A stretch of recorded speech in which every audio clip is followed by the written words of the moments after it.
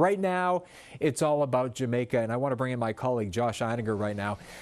Josh, even though the center of this storm might not make an actual landfall, boy, they're getting devastated because they're on the stronger side of it right now. I know you're getting some reports and some pictures coming in. Absolutely, Jeff. You know, I mean, the reality is it's such an enormous storm that even if the eye, as you said, passes just off the coast, there's going to be some significant damage along that southern coast.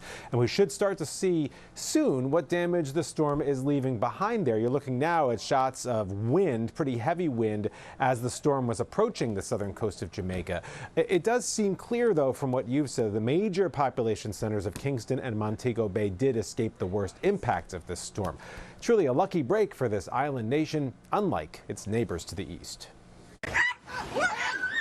Hurricane Beryl steamrolled its way through the Windward Islands, quickly developing into a monster and leveling tiny island nations where people had little time to prepare. This is madness. I have never seen this in my 46 years of life.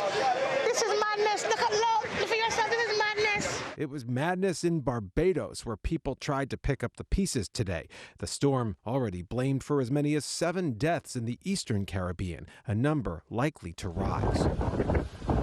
Late this afternoon, the storm set its sights on Jamaica, but the nation of nearly 3 million might have dodged the worst of the deadly winds as the center passed just south of the coast. I am now declaring the whole of Jamaica to be a disaster area. Still, authorities took no chances, mandating evacuations from low-lying areas and enforcing an all-day curfew. We're usually in preparation for end of August, certainly September, and sometimes early to mid-October. So this is unprecedented for us, especially a storm of this strength. Jamaica has a huge connection to the U.S. and especially the tri-state area. Tonight, countless American tourists are stranded with flights canceled, though conditions clearly could have been worse. When this hurricane was said to be coming, it really just took a turn for our whole trip. And now, we would just like to go home.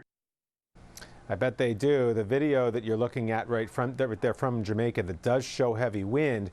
Bear in mind, though, that for safety reasons, at the height of a storm, those images are usually taken from a much safer and more sheltered location. So it should be a bit before we see what the storm is actually leaving behind in the areas that got the worst effects, as Beryl now churns on toward Mexico. Mike? Certainly not over. Josh, thank you.